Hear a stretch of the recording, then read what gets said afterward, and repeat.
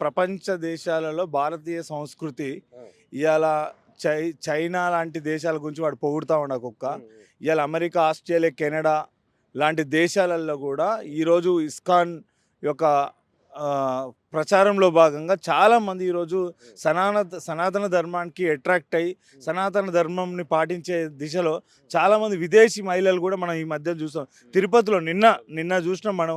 వైకుంఠ ఏకాదశి సందర్భంగా విదేశీ మహిళలు వచ్చి ఇక్కడ మన చీర కట్టు బొట్టు వేసుకొని హ్మ్. దీంట్లో ఉన్న సాటిస్ఫాక్షన్, తృప్తి, కంఫర్ట్, అంటే కాస్ట్యూమ్ అనేది 100% కంఫర్ట్.